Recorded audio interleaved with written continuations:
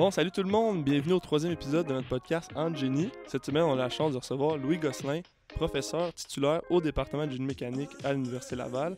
Le professeur Louis Gosselin enseigne 3 cours super intéressants, dont transfert thermique, introduction à la mécanique du bâtiment et aux énergies renouvelables, ainsi que méthode de recherche, qui est un cours de 2e et 3e cycle.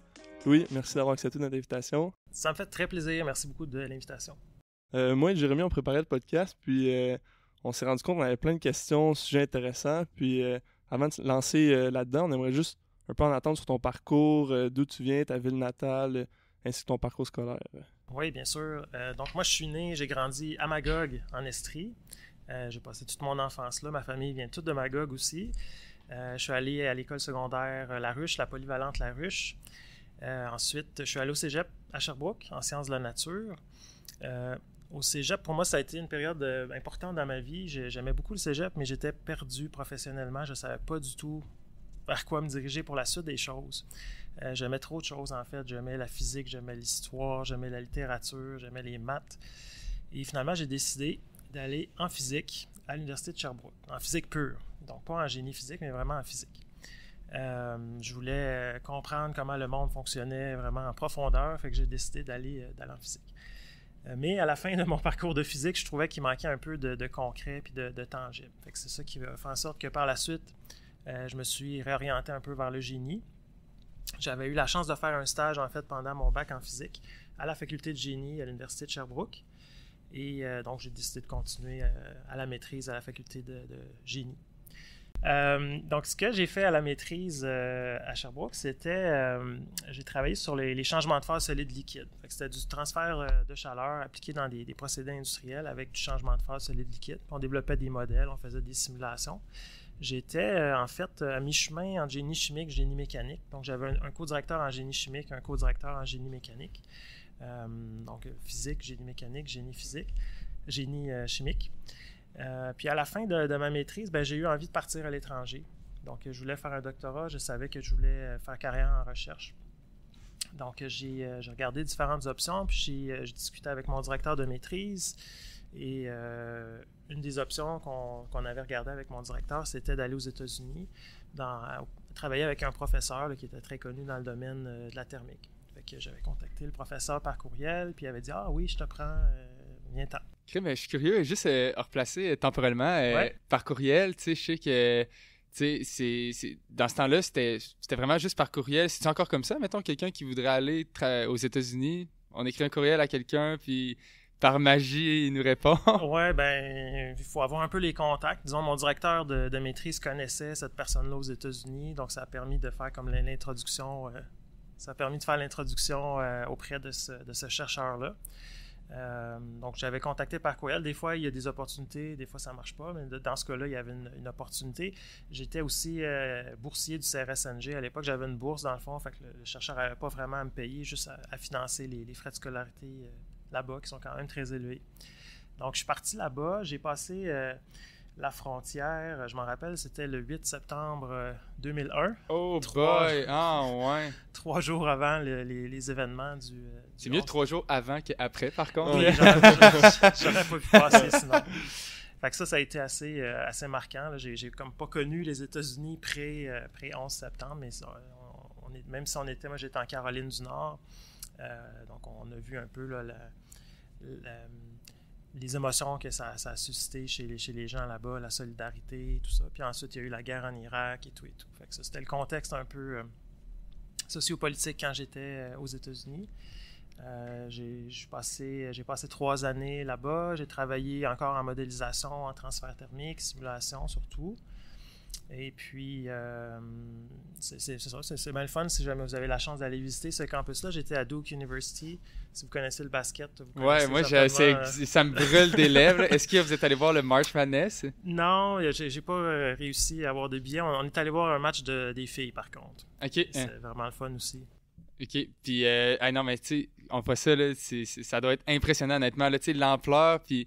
Tu sais, on est habitué d'écouter les films, puis tu sais, les fameux campus américains, comme là, ça doit être quelque chose, quand même, la première fois qu'on arrive face à ça, ça doit être assez imposant comme sentiment. Oui, tout à fait. Je me sentais vraiment choyé de pouvoir être là, de pouvoir voir ça. Puis je suis retourné, en fait, il y a quelques années, il n'y a pas longtemps, avec les enfants. Je voulais leur montrer un peu le campus, puis c'était encore aussi beau, aussi majestueux. Donc, il y a beaucoup de ressources qui est mis dans les infrastructures pour justement plaire à tout le monde, puis ça fonctionne. C'est très beau, il y a beaucoup de ressources disponibles. Moi, je serais curieux de savoir, est-ce que tu avais une idée de ton projet ou tu t'es lancé un peu dans le vide, que ce prof-là, est-ce que tu savais il faisait un peu quoi, mais ton projet, c'était-tu déterminé à l'avance ou tu es arrivé là-bas puis ils t'ont proposé quelque chose? Ben, dans ce cas-là, ça s'est fait un peu au fur et à mesure. Là. Souvent, on sait un petit peu c'est quoi le projet. Là. Je savais que ça allait être du transfert thermique, thermodynamique, mécanique des fluides, mais c'était pas précisé ce sur quoi j'allais travailler. Puis aussi, tu as dit que tu as fait le bac en physique, qui est différent de génie physique. Ouais. Est-ce que tu peux expliquer un peu la différence pour s'il y en a ceux qui écoutent? Oui, c'est une bonne question. Parce qu'on a les deux à l'Université Laval aussi. Oui, absolument. Ben, en physique, c'est plus fondamental. Donc, on est moins dans les applications, mais plus dans la compréhension des phénomènes naturels, des phénomènes physiques. Alors que quand on est en génie, ben là, on est plus dans les applications. Il faut comprendre quand même les phénomènes physiques, mais on est plus dans les applications. Donc, par exemple, si je peux donner un exemple, quand on travaillait en physique, on a des cours qu'on appelait physique statistique, où on fait un peu de thermodynamique, mais vraiment à l'échelle des atomes, par exemple. Alors que quand on fait de la thermodynamique, ben, vous en avez fait là, en génie mécanique, par exemple, ben, c'est pas vraiment ça qu'on va regarder, c'est vraiment pour appliquer les principes à des machines thermiques ou à des cycles de réfrigération, ce genre de choses-là. C'est un petit peu la différence. Puis c'est, comme je disais, moi, à la fin de mon bac, le côté application, c'est quelque chose qui m'interpellait, dans le fond, que je voulais avoir un impact tangible dans la société puis dans la vie des gens, puis je sentais que c'était peut-être plus en génie, dans mon cas, que ça allait pouvoir se produire. Puis si on continue sur cette ligne du temps-là, je suis curieux, est-ce que vous êtes allé directement enseigner à l'Université Laval après ou ça a pris un certain temps? Y a-t-il un travail sur le marché du travail? Comment ça, un petit gars de Magog est rendu à Québec à l'université? Ben, j'ai été, il y avait eu, pendant mon doctorat, il y avait un poste qui avait été ouvert à l'Université Laval. Puis je pensais pas trop appliquer parce que j'étais encore en train de faire mon doctorat. Puis j'avais contacté le directeur de département à l'époque, qui était ici à l'Université Laval. Puis j'avais dit, bon, ça vaut-tu la peine que j'envoie mon CV? Il avait dit, ben oui, envoie-nous ça. Fait que j'ai envoyé mon CV, puis il m'avait appelé en entrevue. Il m'avait passé en entrevue, puis j'avais eu une offre d'emploi, dans le fond, avant de finir ma thèse. OK. L'entrevue, c'était en personne ou tu étais aux États-Unis? J'étais aux États-Unis, mais j'étais venu ici. Là, il m'avait invité à venir donner. Ouais, Zoom, dans ce temps-là, ça devait peut-être être moins démocratisé. Je pense pas. Peut-être sur une entrevue sur MSN. Mais c'est le fun, les entrevues aussi, de pouvoir rencontrer les gens en personne. Puis je connaissais un peu l'Université Laval, mais de pouvoir visiter un petit peu les locaux, les bâtiments, rencontrer les gens, c'était le fun pour moi aussi. C'est un peu dans les entrevues, c'est toujours un peu une séduction à deux côtés. Là. On veut séduire la personne pour qu'elle vienne travailler pour nous, mais ça marche dans les deux côtés. Fait que j'avais, bref, mon poste, si je peux dire, avant de finir mon doctorat. Donc, dès que j'ai fini, je suis venu ici à Québec. Puis tu penses-tu d'avoir fait, on va dire, 3 domaines différents, là, la physique, la chimie et le doctorat est en mécanique? Oui, j'ai une mécanique au doctorat. Comme ça a fait vraiment un portfolio varié, on va dire. Est-ce que tu penses que ça t'a aidé à vraiment trouver un emploi? Puis là, quand tu es rentré ici à l'Université Laval, c'était-tu en thermo aussi, en énergie? C'était au département de génie mécanique, là, avec il cherchait quelqu'un dans le domaine de l'énergie, fait que transfert thermique, thermodynamique. Je pense que ça m'a un peu défini comme personne parce que encore aujourd'hui, en recherche, je fais beaucoup de trucs très multidisciplinaires. Fait que c'est quelque chose qui m'intéresse beaucoup. Je pense que ça m'a donné une certaine ouverture par rapport à ça. Je travaille avec des profs en génie chimique, en génie du bois, en architecture, en psychologie, en géologie. Donc c'est ça. En recherche, ça m'a beaucoup aidé. Je dois dire que par contre que là, après 20 ans au département de génie mécanique, ou presque 20 ans, je me considère vraiment comme un ingénieur mécanique. Fondamentalement, là, si je peux dire. Et puis moi, je suis curieux de savoir, tu sais, parce que je suis un peu dans la même situation que vous. J'avais vraiment beaucoup d'intérêt après le cégep. Puis, tu sais, des fois, j'arrive à la fin de mon parcours, puis je me dis, hey, crime, ça aurait été quoi si j'avais été là-dedans, si j'avais été là-dedans? Avez-vous des fois un petit peu ces moments de nostalgie-là où est-ce que vous, sans nécessairement dire se remettre en question, se dire, crime, peut-être que la politique aussi, j'aurais aimé ça? Oui, absolument. Puis je regrette pas du tout ce que j'ai pris comme décision. Je suis vraiment heureux. Là. Honnêtement, c'est un emploi pour moi. Je me sens à ma place. Mais oui, je me pose la question des fois, qu'est-ce que je serais devenu si j'avais choisi d'aller étudier en histoire ou en politique ou en sociaux. Ouais. C'est intéressant. Sinon, je sais pas. Excuse. Mais justement, de s'inscrire en physique, je reviens un peu en arrière dans ton parcours. est-ce que tu avais des amis qui sont allés en physique à Sherbrooke? Pourquoi tu as choisi génie physique? À cause de la science ou avais-tu une influence externe un peu? Non, j'avais pas d'influence externe. Puis dans ma famille, on était un peu les premiers qui allaient à l'université. Donc non, j'avais pas d'influence externe. Peut-être que si j'avais eu parce que je vois souvent parmi les étudiants en génie, ils ont souvent un parent, un frère, un cousin, une amie qui est ingénieur, puis ça les encourage à aller étudier en génie. Peut-être que si j'avais eu quelqu'un dans mon entourage, je me serais retrouvé en génie, mais j'avais pas personne dans mon entourage. J'aimais les sciences. Puis je pense que le fait qu'au cégep, on n'a pas de cours de génie, on a juste des cours de physique, de chimie, de maths. Fait que je suis allé peut-être vers quelque chose que je connaissais, qui était la physique. C'est aussi simple que ça, c'était ce que je connaissais, c'est ce que j'aimais, j'ai décidé d'aller là-dedans. On n'était pas une grosse promotion, on a fini 12, fait que c'est pas c'est des petits programmes. Ouais. Moi, je dirais directement par le segment, on voulait aborder le régal et l'ashray, c'est quoi? Même nous, qui sommes en génie mécanique, bon, je veux dire que je suis pas allé vers l'information, mais tout de même, j'ai peut-être pas une idée claire de ce que c'est. Puis en premier temps, puis en deuxième temps, j'aimerais vraiment savoir en quoi la mécanique du bâtiment a évolué dans les dernières décennies ou les dernières années. Je sais pas si vous êtes capable de pallier les deux questions en même temps. Oui, je peux essayer. Le Régal, c'est un regroupement de chercheurs dans le domaine de l'aluminium. Fait que ça n'a pas rapport avec les bâtiments. Fait qu'au pire, je garderai ça pour la fin. Mais si je parle de l'ashray, c'est une association à l'origine américaine. Maintenant, c'est international, qui s'intéresse aux sciences et au génie qui touchent la mécanique du bâtiment. Fait que ça inclut ventilation, chauffage, refroidissement, la qualité de l'air, le confort dans les bâtiments, tous ces thèmes-là. Puis eux, dans le fond, ils financent et soutiennent des activités de recherche. Puis à partir de ça, ils vont développer des normes, des codes, des bonnes pratiques que tous les ingénieurs mécaniques en Amérique du Nord vont utiliser ensuite quand ils font de la conception ou de l'analyse dans le domaine de la mécanique du bâtiment. Fait qu'en gros, c'est ça l'ashray. Même au Québec, ici, on utilise les normes de l'ashray. Il y en a qui font partie même des codes, donc on est tenu de les respecter légalement parlant. Nous, on est chanceux ici à l'Université Laval, on a une branche étudiante de l'ashray.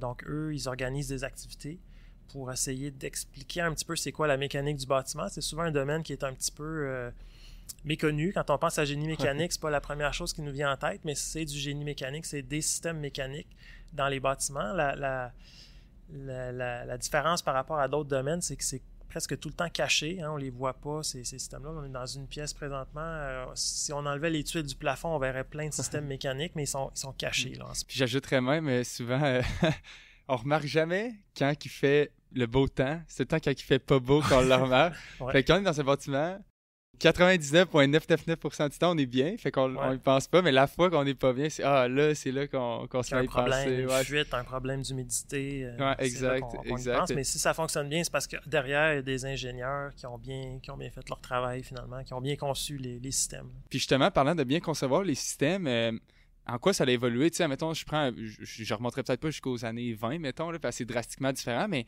on parle beaucoup de transition énergétique.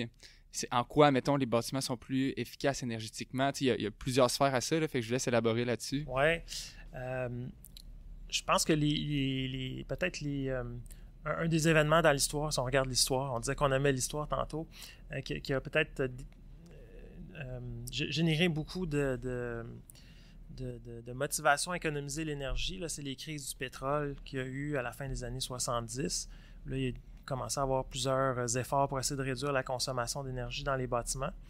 Puis c'est quelque chose qui a continué encore aujourd'hui là, avec tout le concept de transition énergétique. On est là-dedans à fond. Fait que ça implique quoi dans le domaine du bâtiment pour nous? Ça touche les enveloppes de bâtiment. Fait que c'est tout ce qui fait la jonction entre l'intérieur du bâtiment puis l'extérieur du bâtiment, donc les murs, les fenêtres, tout ça, on veut que ce soit le plus isolé possible, qu'on ait le moins de perte de chaleur, le moins d'infiltration possible. Fait que ça, c'est un exemple. Ça touche aussi les systèmes qu'on utilise. On va avoir des systèmes plus performants qui vont consommer moins d'énergie. Fait que ça peut être des systèmes de chauffage, comme on disait, des stratégies de ventilation, de récupération de chaleur, ce genre de choses-là. Fait que je pense que la mécanique du bâtiment, c'était vu comme un domaine assez simple de base, peut-être à une certaine époque, mais on est arrivé avec des systèmes quand même complexes avec aussi tout le volet commande, contrôle aussi, qui est vraiment très, très important en mécanique du bâtiment, puis qui peut être aussi quand même relativement complexe. Puis l'autre particularité peut-être du domaine, c'est que tout ça, c'est pour des gens, c'est pour des occupants. Il ne faut pas non plus oublier ça. Fait que toute la question du confort, puis de comment les gens utilisent les systèmes qu'on met à leur disposition, ça aussi, c'est quelque chose, je pense, d'important. Ouais. Puis moi, j'aimerais savoir, ton rôle, c'est une association, comme tu dis. Oui. Est-ce que tu fais de la recherche pour eux? Est-ce que tu es conseiller à l'Université Laval? Je sais que tu es pas mal impliqué, mais est-ce que tu peux expliquer un peu ton implication par rapport à ça? Oui. Moi, en fait, je suis conseiller académique. Donc, ce que je fais, c'est de soutenir, d'aider la branche étudiante de la SHRI. Puis, je participe aussi assez souvent. Ils ont des conférences. Donc, en fait, 2 fois par année, il y a des très, très grosses conférences qui vont réunir des chercheurs. Puis, souvent, il y a des gens de l'industrie aussi qui sont là, où on va présenter un peu les projets qu'on fait. Donc là, la prochaine conférence a lieu à Chicago en janvier 2024. Donc, on a une petite délégation. Là, je vais y aller avec 4 ou 5 étudiants de mon groupe. Là. Ah, finalement, cool. J'aime ça, génie du bâtiment. Ouais, moi aussi, je vais y aller. Tu vas aller à Chicago. Moi, ça me faisait penser, tu sais, le transfert thermique, je pense que honnêtement, si c'est pas la plus vaste branche qu'il y a dans le génie mécanique, c'est dans les plus vastes. Tu sais, je veux dire, on peut passer de vouloir faire refroidir de l'électronique comme des salles de serveurs à du confort pour des usagers à transfert thermique dans une voiture. Bref, combustion, c'est ça, les branches sont pratiquement infinies. Y en a-tu une pour vous qui est favorite justement à ce niveau-là? Ah, c'est difficile, là. C'est comme mon bébé. Là. Ou durant le cours que tu enseignes, y a-t-il une partie dans le cours que tu enseignes tu aimes vraiment enseigner? C'est une bonne question. Je pense qu'honnêtement, j'aime toutes les parties, puis j'aime le fait que ce soit... vous avez fait le cours, là, vous savez, on a comme 3 modes de transfert thermique, la conduction, la convection, le rayonnement, puis ils sont très différents les uns des autres. Fait que pour moi, c'est presque 3 cours dans un, puis ça, je trouve ça le fun aussi. Là. J'aime beaucoup la partie... rayonnement qu'on fait à la fin du cours, entre autres parce que c'est quelque chose qui est peut-être moins concret pour les étudiants. Fait que c'est souvent un peu, ils sont un peu surpris, là. C'est plus surprenant peut-être que d'autres parties de la matière. Fait que de ce point de vue-là, de voir un peu dans les yeux des étudiants un peu de l'interrogation, puis c'est ça, une surprise quand on parle de rayonnement, ça, je trouve ça intéressant. Ouais, puis je suis d'accord, tu sais, c'est assez spécial parce que, non, mais j'ai vraiment aimé ce bout de matière-là, mais c'est... Puis, je ne vais pas aller trop en profondeur là-dedans, mais on parle tout le temps des différences de température. Puis dans un milieu où est-ce qu'on parle d'une piscine froide puis de l'air chaud, je veux dire, c'est assez évident. Mais quand que la piscine chaude, elle émet de la lumière parce qu'elle est chaude à l'air froid, qui est, tu sais, c'est comme... Ouais. Ça devient pas mal moins intuitif à ce moment-là. Oui, c'est ça. Il faut comme développer une nouvelle intuition un peu de ce qui va se passer. Fait que c'est le fun d'enseigner ça puis de permettre aux étudiants de développer leur sens physique pour ce mode-là qu'ils connaissent moins un peu. Moi, le bout sur le rayonnement, je t'en parle, j'avais trouvé ça drôle quand tu avais dit en classe que nous, on rayonne sur le mur, mais les murs rayonnent sur nous aussi. Ouais. La face du monde, des fois, c'est un concept qui est pas... nécessairement, ils comprennent pas du premier coup. Là. On s'en rend pas compte. Ouais, exact. Puis, on va continuer avec ton enseignement. Moi, puis Jérôme, on a fait des recherches. On a vu que tu as été nommé 5 fois professeur étoile. En fait, j'ai été nommé 12 fois. Ah, 12 fois? OK. La publication, on a oublié de regarder la date de la source, je pense. Mais 12 fois, c'est beaucoup plus que 5. Là. Mais est-ce que tu as changé ta méthode d'enseignement au cours des années? Ou est-ce que c'est quoi qui fait... Nous, on a vraiment aimé ton cours. Moi, c'est vraiment un cours, j'ai adoré les aspects thermodynamiques de ton cours. Mais c'est quoi qui fait, tu penses, de ton enseignement qui est différent ou qui t'obtient cette distinction-là? On veut la sauce secrète. Ça nous prend le secret des profs. Je sais pas, j'essaye d'y penser. Il me semble que j'ai pas de secret. Puis parmi tous mes collègues, chacun a ses stratégies, ses façons de faire. Je pense qu'une chose importante pour moi... puis c'est un peu peut-être égoïste, mais c'est d'avoir du plaisir quand j'enseigne. Fait que j'aimerais pas faire un cours, d'enseigner un cours que ça me tente pas d'enseigner ou qui me rend malheureux. Je pense que les étudiants le ressentiraient aussi. Fait que ça a toujours été important pour moi d'essayer de faire des activités puis de présenter les choses d'une façon qui faisait en sorte que j'avais du fun à le faire. Puis je pense que ça paraît, puis les étudiants embarquent un peu à ce niveau-là. Je pense que l'autre chose qui a toujours été importante pour moi, c'est d'essayer d'être respectueux avec les étudiants, de comprendre que ce ne sont pas encore des spécialistes dans le domaine, puis de les prendre à l'endroit où ils sont, puis de les faire cheminer dans le respect, dans l'écoute, en étant disponible. Bon, c'est pas des gros secrets, mais c'est un peu peut-être les idées qui me viennent en tête, là. Moi, je vais vous dire une anecdote, mais avec Yves, il nous parlait qu'à un moment donné, quand il a commencé, il était prof au cégep. Puis, par accident, il avait condensé 2 cours en un. Il pensait que sa matière était sur les 2 cours, mais finalement, c'est un cours. Puis, ça me faisait penser, avez-vous déjà eu des moments où est-ce que justement vous avez enseigné puis vous avez fait « là, j'ai fait une gaffe », clairement, ou un examen, je sais pas, que vous êtes dit...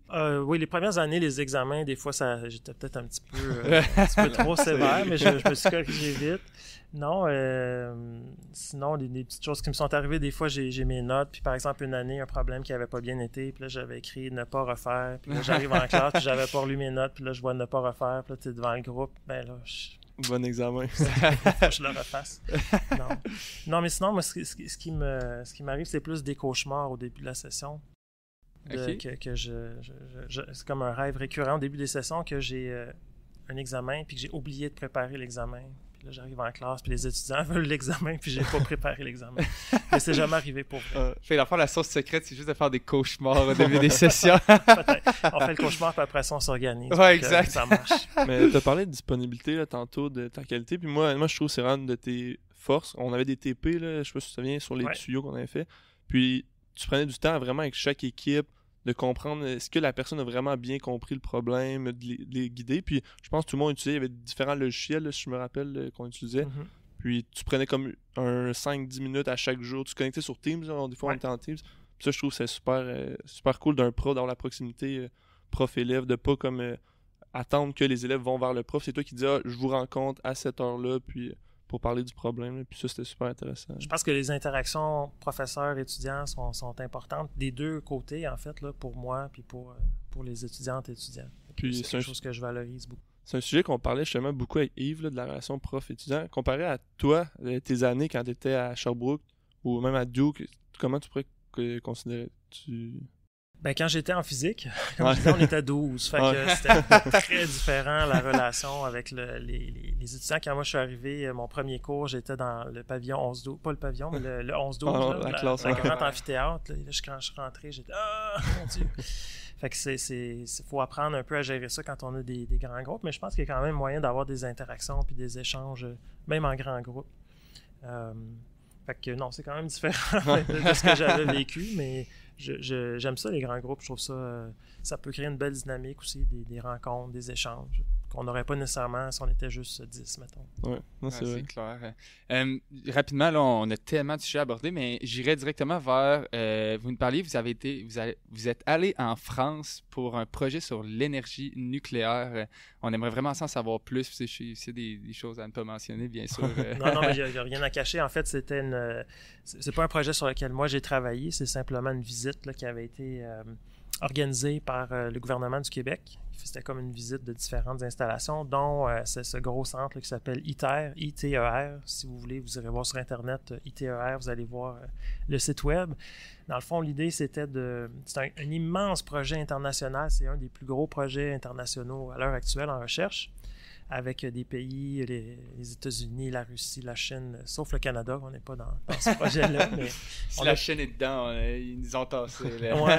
Il disait que même avec les conflits internationaux puis tout ça, c'était quand même un projet qui continuait à avancer, puis qu'il y avait par exemple, la Russie n'était plus autorisée à vendre certaines choses, il y avait des sanctions, mais ce projet-là continuait quand même avec l'implication de la Russie. Bref. Donc, c'est des milliards de dollars, puis l'idée, c'était de faire un projet de démonstration à grande échelle de la fusion nucléaire. Donc, on connaît plus la fission, où on brise des atomes pour générer de l'énergie. Là, la fission, on essaie de reproduire finalement la réaction dans le Soleil, donc de combiner 2 atomes pour produire un plus gros atome puis générer de l'énergie de cette façon-là. Fait que c'est vraiment le fun à visiter. Vous irez voir en ligne, il y a des belles images. En gros, ça ressemble, je dirais, à un gros beigne. Avec, à l'intérieur du beigne, c'est des particules qui vont circuler. C'est de la crème? Non, c'est le fun, mais non. Donc, un très gros beigne vide, puis à l'intérieur, des particules qui vont circuler très, très vite. Puis, en fait, ce beigne-là joue le rôle un peu d'une d'une bouteille magnétique, dans le fond, qui va contenir les particules parce qu'ils sont tellement vite qu'on ne veut pas qu'ils rentrent en collision avec les particules ou éviter avec les parois, je voulais dire. Et donc, c'est ça. Il y a des immenses électroaimants qui sont refroidis à très, très basse température. Il y a des systèmes de refroidissement. Et puis, donc, ces particules-là vont être dans le bain, vont entrer en collision, puis éventuellement vont générer de l'énergie qui peut être utilisée ensuite pour un cycle thermodynamique pour produire de l'électricité. Fait que leur but, je pense, c'était autour de 2030. Je pense, les dernières dates que j'ai vues d'arriver à peser sur On en 2030. Ils sont encore en train de construire. Fait que si jamais vous allez dans le coin en France, c'est dans le sud de la France. Je ne sais pas si vous allez pouvoir la visiter. Ouais, c'est ça que je me disais, moi. On n'a pas la même notoriété que toi. Ouais, exact. Si vous avez la chance, en tout cas, c'est vraiment impressionnant. C'est une belle installation. C'est rare qu'on voit des projets de recherche là, de cette ampleur-là. Si j'ai bien compris, tu as dit que le Canada ne faisait pas partie du projet, mais pourquoi le Québec a été invité à aller voir? On était invité à visiter plusieurs projets qui touchaient l'énergie. Fait que ça en était un important dans cette région-là, mais on en avait visité d'autres aussi. Là. Fait que le but, c'était de montrer un petit peu ce qui se faisait en Europe et puis de peut-être éventuellement réseauter. Donc, j'ai pas réseauté avec ce projet-là.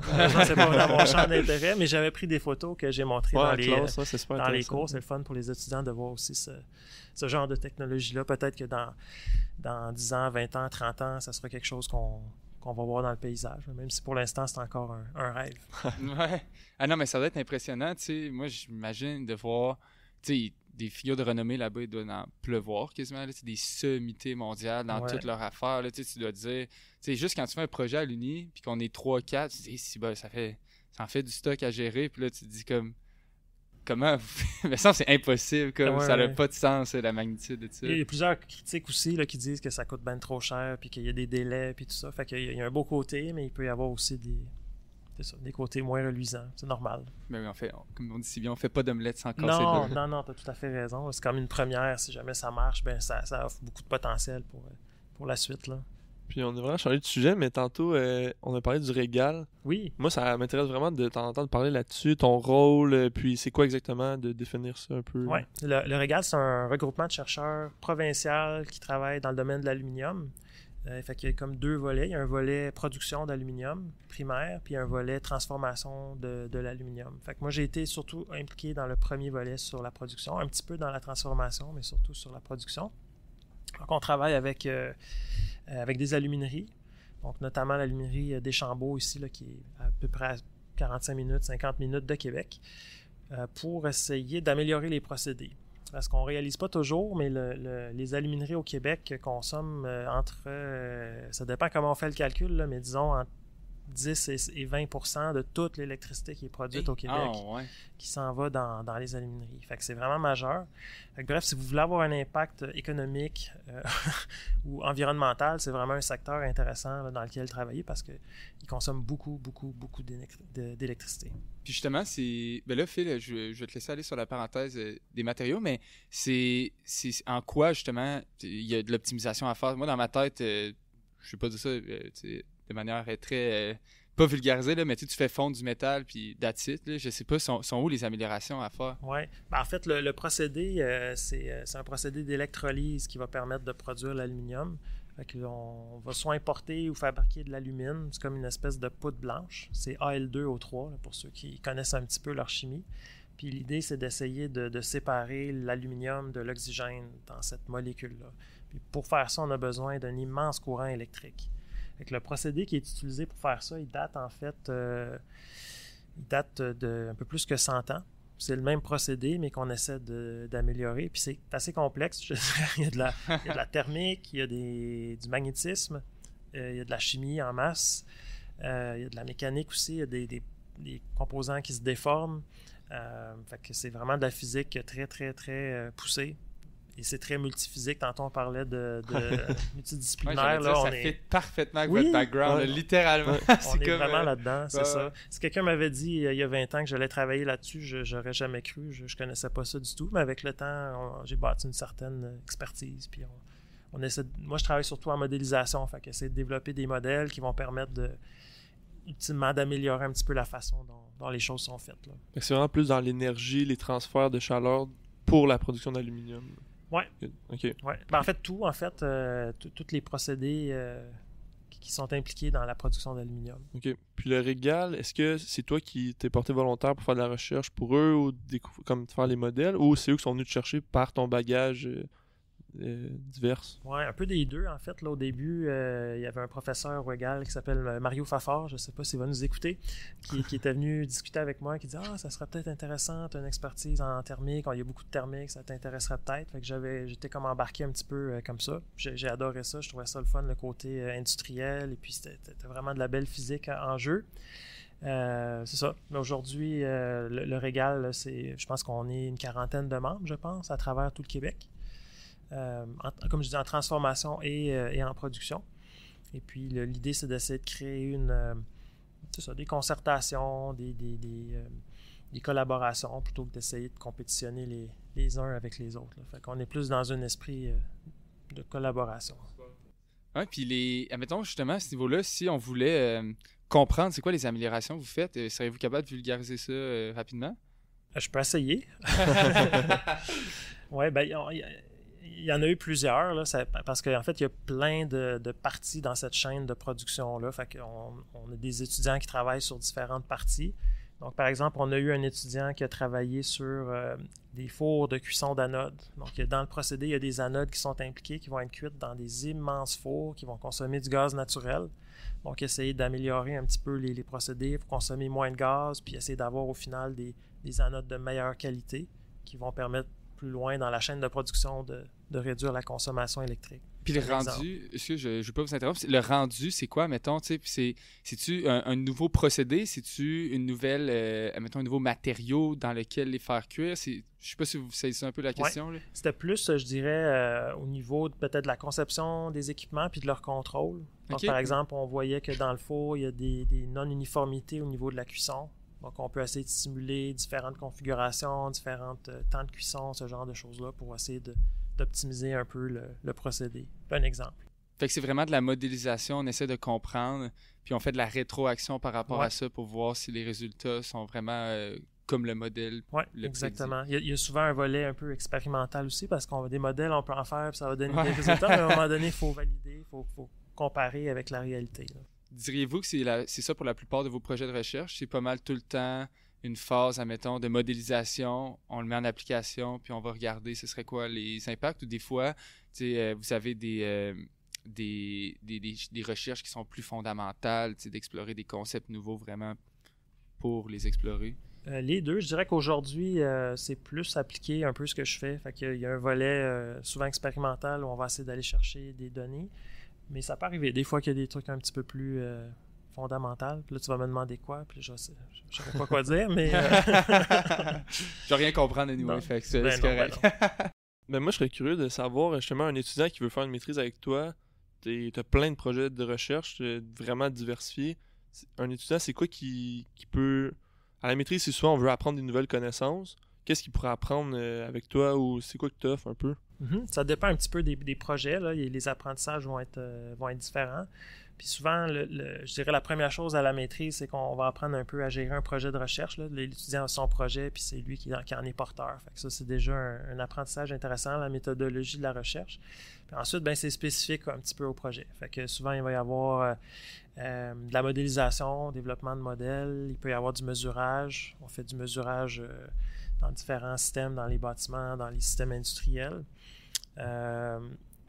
Justement, tout le volet un peu appliqué. Donc, moi, j'aime bien que les projets qu'on fasse servent un peu à quelqu'un. Fait que ça aussi, c'est un apprentissage d'être capable de bien comprendre les besoins en termes de recherche des personnes avec qui on travaille, des organismes avec qui on travaille, puis d'être capable de leur livrer des choses qui vont être utiles pour eux, pour elles. Je pense que ça aussi, c'est quelque chose d'important, ou quelque chose qu'on apprend aussi à la maîtrise.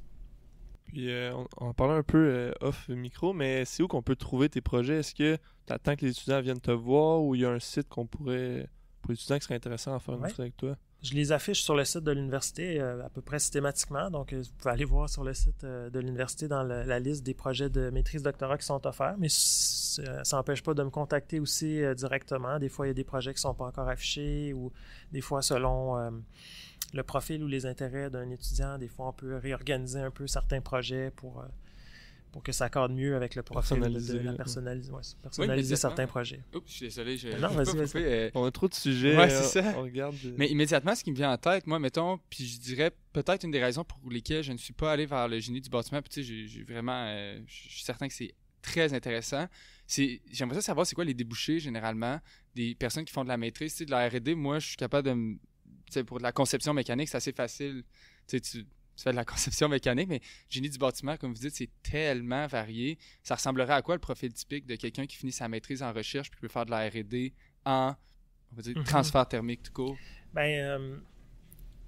Le profil d'emploi de ceux qui finissent une maîtrise, je dirais, il est très varié. Ça dépend un peu de ce que la personne va faire. Puis souvent aussi à la maîtrise, les gens qui finissent une maîtrise ne vont pas nécessairement finir en recherche non plus. Même, je dirais, la plupart ne vont pas nécessairement finir en recherche. Ils se servent de ce qu'ils ont appris, des compétences, des connaissances qu'ils ont appris pendant leur projet de maîtrise, mais ils ne vont pas nécessairement faire de la recherche au day-to-day par la suite. Fait que souvent, ils vont travailler, par exemple, pour des firmes de génie conseil. Ils peuvent faire plus de la conception, de la simulation, de l'analyse, ça dépend un peu. Mais dans le domaine de la mécanique du bâtiment, il y a plein de types d'emplois. Donc, on parlait de génie conseil, mais ça peut être des gestionnaires immobiliers, donc ceux qui s'occupent soit de construire des bâtiments ou d'opérer des bâtiments existants. Par exemple, l'Université Laval, ici, il y a des ingénieurs à son emploi pour gérer les bâtiments, les systèmes, améliorer l'efficacité énergétique. Il y a aussi tout un volet qu'on appelle les représentants techniques. Donc, c'est ceux qui vont... on pourrait dire des vendeurs, un peu d'équipement, mais c'est un peu peut-être péjoratif de le dire comme ça parce que les systèmes sont très complexes, puis ça prend vraiment des ingénieurs qui connaissent ça, qui sont capables de conseiller les gens, puis souvent ils vont participer un peu au projet aussi. Il y en a qui travaillent un peu en recherche aussi des fois, et au Québec, un centre de recherche par exemple, d'autres organisations aussi. Donc, il y a plein de débouchés possibles selon les intérêts que tu peux avoir. J'étais-tu convaincu? Oui, c'est ça. va falloir que je remette ma maîtrise en question. Ouais, non, mais c'est correct. Il n'y a pas de bons sujets ou de mauvais sujets. Là. Ça dépend de tes intérêts. Puis moi, on a divergé un peu, mais je vais refaire le lien avec... tu parlais de publication, puis d'influencer le monde scientifique un peu. On va dire le mot en anglais, stalker. On t'a espionné sur Google Scholar. Puis on a vu que tu avais vraiment des recherches diversifiées, mais beaucoup de... Quand même, cité, il y en a une 500 fois, 600 fois. Les contributions comme ça à la science, c'est quoi exactement? Genre, je sais pas comment l'impact direct, je pense. L'impact à la science. Bon, merci, c'est une bonne question, puis c'est pas un sujet facile à répondre. Je participe à un comité au CRSNG, justement, qui donne des subventions à des professeurs, puis on évalue les dossiers, puis on essaie de faire attention à pas juste regarder le nombre d'articles, puis les citations des articles, parce que ça donne pas toujours un bon indicateur de la qualité des travaux. Puis entre autres, par exemple, je parlais du domaine de l'aluminium tout à l'heure, on n'est pas 100 millions de chercheurs dans ce domaine-là dans le monde. C'est un domaine très de niche, fait que c'est certain que les publications dans ce domaine-là ne seront pas citées non plus des centaines et des centaines de fois. Ça ne veut pas dire qu'elles ne sont pas bonnes, qu'elles ne sont pas importantes pour l'industrie, mais elles ne sont pas nécessairement citées. Fait que pour moi, les citations, c'est un indicateur, mais si ce qu'on fait sert à quelqu'un, à une industrie, au gouvernement, je dirais c'est mieux d'une certaine façon. C'est encore mieux, ça a des retombées concrètes. Là. Mais après, c'est ça, les vôtres, là, vraiment, j'aimerais ça savoir, avez-vous, admettons, des articles, tu sais, on voyait, c'est comme une autre question que j'avais par la bande, là, lui qui est le plus cité, c'est des algorithmes génétiques dans le transfert thermique, tu sais, ça, c'est quoi? Oui. Puis aussi, on avait un on a regardé, c'est sur le COVID dans les bâtiments. C'est vrai. Fait que si tu es capable de parler un peu c'est super intéressant. On aimerait ça en apprendre un peu. OK. Le premier, c'est un article, ça date un peu, mais c'est vrai que c'est un article qui a été très, très, très cité. En fait, c'est les algorithmes génétiques, c'est des algorithmes pour optimiser. Donc, dans le fond, je pense pas que vous en avez fait vraiment dans le bac en mécanique. On couvre pas beaucoup ça. En génie industriel, ils en font beaucoup. C'est plein de book if. Ouais. L'idée, c'est on peut optimiser, par exemple, le design d'un système. Mettons que j'ai un système quelconque avec différents paramètres que je voudrais optimiser. Il y a des algorithmes qui permettent de faire ça. Fait qu'on a un modèle qui représente notre système, puis on a un algorithme qui change des variables de notre système pour essayer d'optimiser sa performance. De façon simple, ça serait ça. Puis les algorithmes génétiques, eux autres, comment ils fonctionnent, c'est basé sur la génétique, justement. Fait que chaque design, c'est comme un individu. qui est associé une certaine... on a un chiffre qui nous dit s'il est bon ou s'il n'est pas bon. Puis les meilleurs, ils ont le droit de se reproduire puis de faire des enfants. Puis les moins bons, ils ont moins de chances de se reproduire. Puis on avance comme ça de génération en génération avec des mutations aussi. Puis au fil des générations, ben, les designs deviennent meilleurs, deviennent de mieux en mieux. Puis à la fin, ben, on espère avoir trouvé le meilleur design ou les meilleurs designs. Fait que ça, c'est les algorithmes génétiques. Puis quand on avait fait cet article-là, ça commençait dans le domaine de la thermique. Puis nous, on les utilisait déjà depuis un petit bout. Fait qu'on avait eu l'idée de regarder l'état de l'art, qui utilisait ça, à quoi ça servait, comment c'était utilisé. Fait qu'on avait fait une revue de ça en regardant tous les articles qui avaient été publiés dans les dernières années dans ce domaine-là. Puis on avait fait comme une synthèse de ça. Fait que ça avait été, je pense, utile à plusieurs personnes qui ont repris ensuite ces algorithmes-là dans leur projet. Là. Ah, c'est cool. Là, c'est vraiment de l'intelligence artificielle. Là. Ben, presque, là, avant l'heure. Ouais, c'est ça, un peu avant l'heure, là, mais le principe fondamental est quand même assez proche. Ben, c'est des algorithmes évolutionnaires. De réitération. Ouais. Ok. L'autre article en question dont tu parlais le sur COVID, la COVID, on a suivi des bâtiments à Québec, puis au Québec, en fait, là, qui sont monitorés. Fait qu'on mesure la consommation d'énergie détaillée, comme minute par minute, des différents postes énergétiques dans différents logements. Dont un qui est situé ici à Québec, là, à la Cité Verte. Puis on avait eu l'idée de, quand la COVID a parti, ça allait pas bien, mais on s'est dit une chose qui serait peut-être intéressante, ce serait de regarder comment les profils de consommation, ben, premièrement, ils ont-ils changé en fonction de la COVID, puis si oui, comment. Fait qu'on avait sorti les données pendant la période de confinement, puis tout ça, puis de regarder comment les profils avaient changé. Puis c'était un des premiers articles qui faisait, je pense pour ça qu'il a été très repris, parce qu'il n'y avait pas beaucoup de monde qui avait encore regardé. Aujourd'hui, il y a beaucoup de monde qui a regardé ça, mais on était dans les premiers qui l'avaient fait. Puis en gros, ce qu'on avait vu, c'est que au tout début de la COVID, les profils de consommation avaient complètement changé. Les gens ne consommaient pas l'eau chaude, l'électricité au même moment.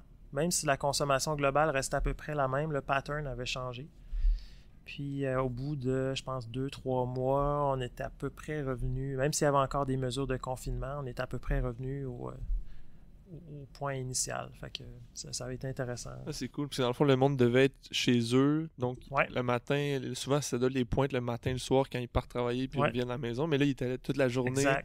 Faire à manger le midi. C'est ça. Puis je pense que au début du confinement, si vous vous rappelez, on était un peu perturbés. Je pense que tout le monde était un peu en train de chercher une nouvelle routine. Là. On le voyait dans les profils énergétiques. Là.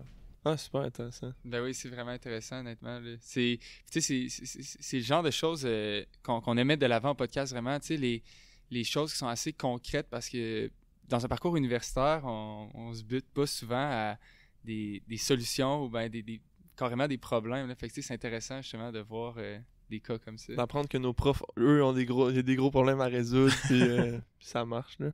Puis si tu veux, moi je prendrais une petite pause. On peut juste faire une petite pause, prendre un peu d'eau, puis... Bon, fait qu'on vient de revenir d'une petite pause. Rapidement, je pense qu'on va reglisser dans quelque chose d'un petit peu plus tranquille. On aimerait ça savoir, c'est quoi tes passe-temps? On sait que tu es super débordé, là, mais il doit y avoir quelque chose qui te fait décompresser ou qui te fait décrocher un petit peu par moment. Là. Oui, c'est rien de très, très excitant, mais j'aime beaucoup lire. Fait que je lis. J'aime aussi courir un peu, faire un peu d'exercice. Puis sinon, je sais pas si je devrais dire ça, mais une chose que je fais qui me fait vraiment décrocher quand je veux vraiment décrocher, je cuisine.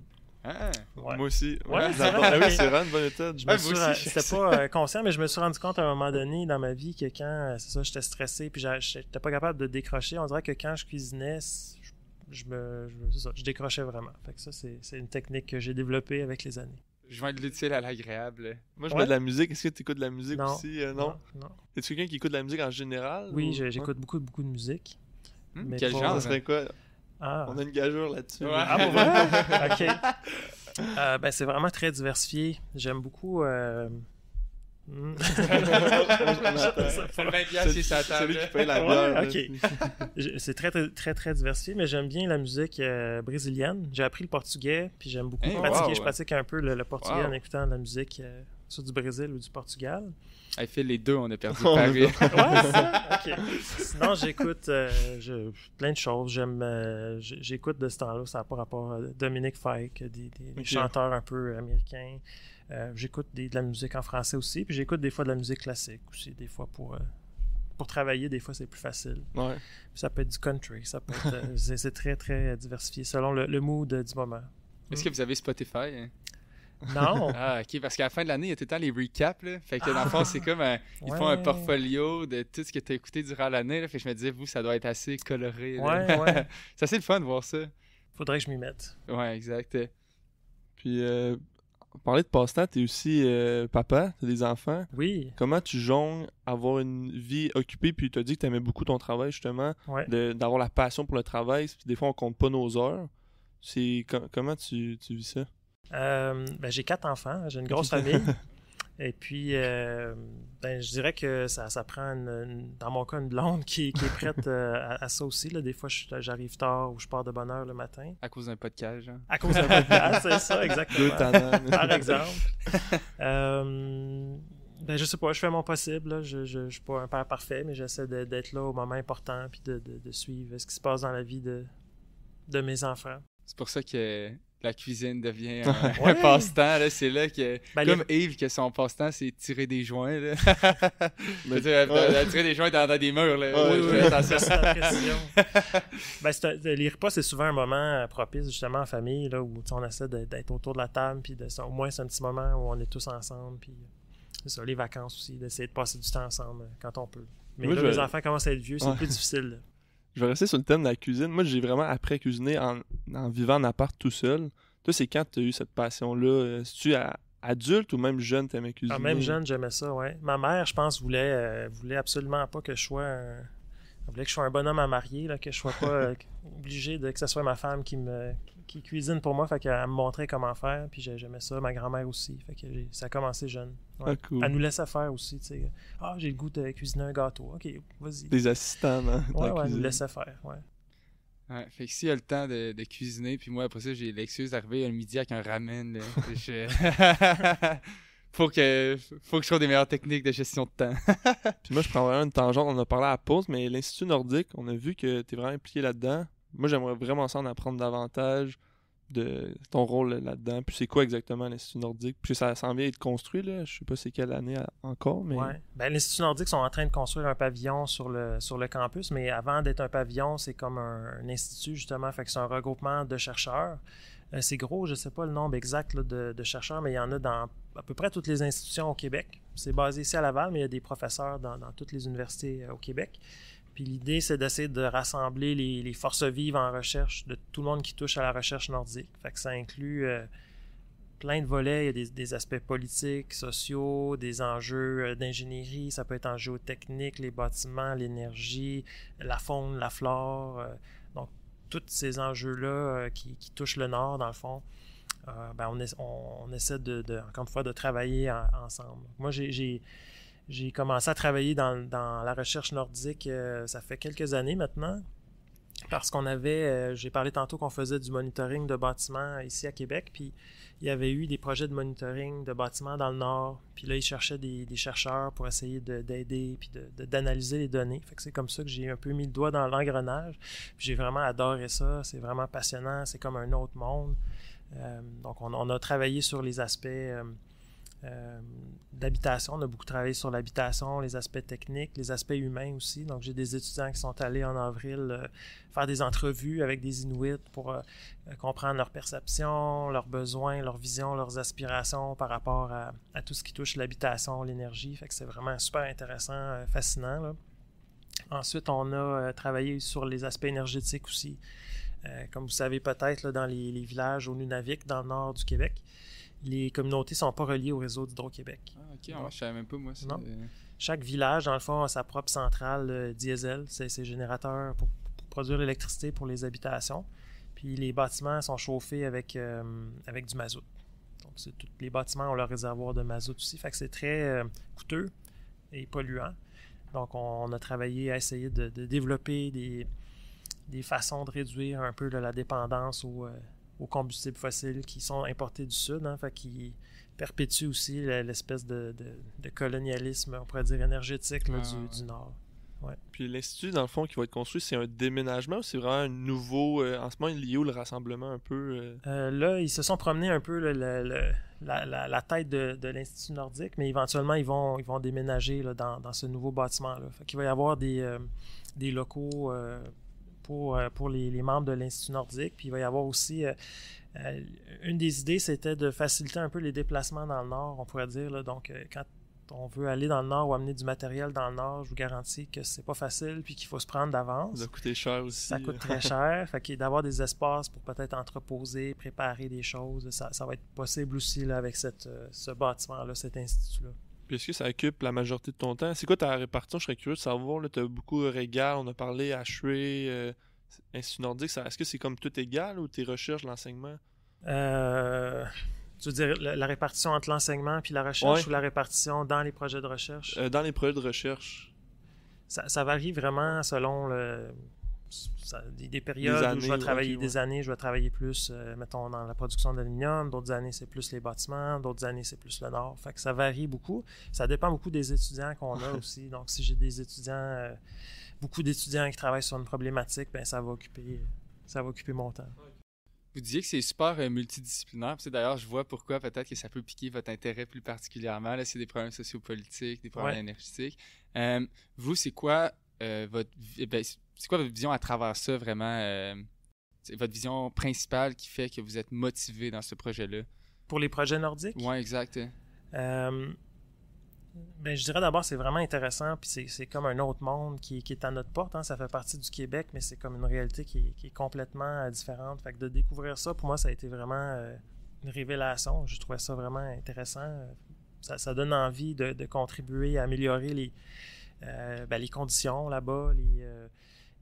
On sait qu'il y a une pénurie de logements, comme on disait, il y a des problèmes économiques. Donc, tout ce qu'on est capable de faire, ça a le potentiel d'avoir un impact vraiment important pour des gens là-bas. Là. Les voyez-vous justement, ces impacts-là, mettons, de vos projets de recherche? Est-ce que des fois, je ne sais pas ça fait combien de temps que vous êtes impliqués, mais êtes-vous allé, puis avec la rétrospective Faites crime, je suis fier d'avoir fait ça là-bas, c'est un très bel engagement.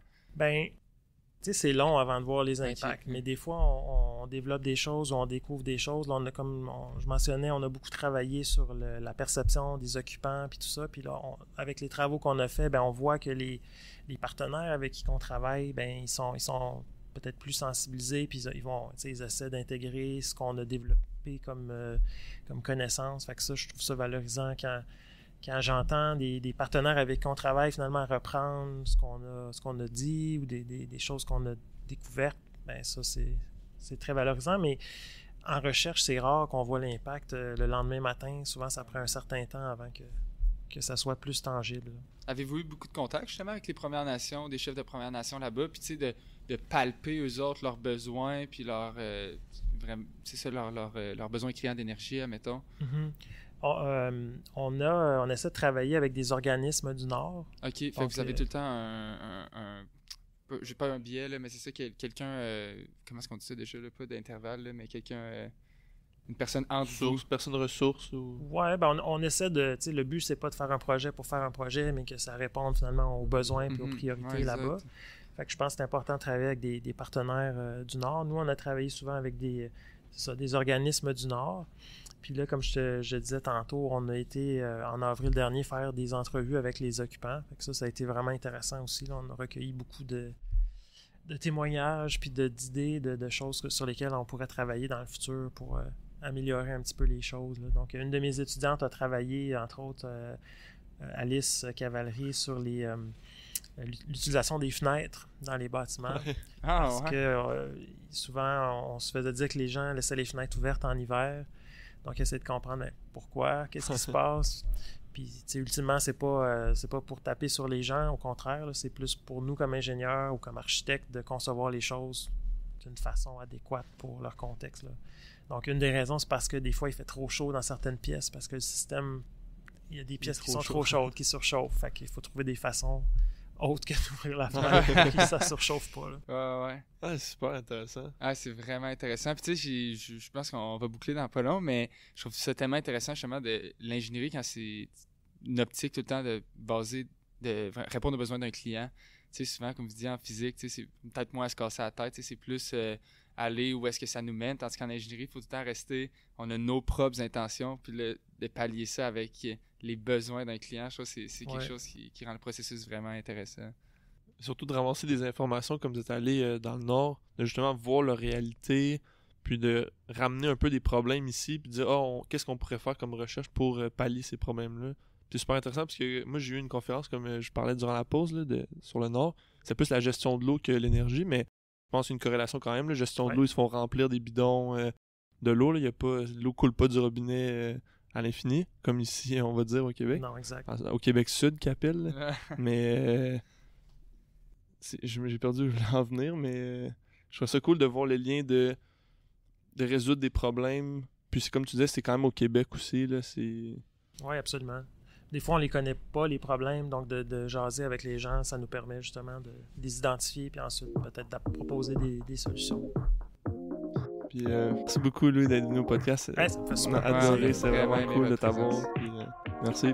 Merci beaucoup, Louis. On a hâte de vous voir au prochain épisode. Good. On va aller souper. Là. Ciao. Salut.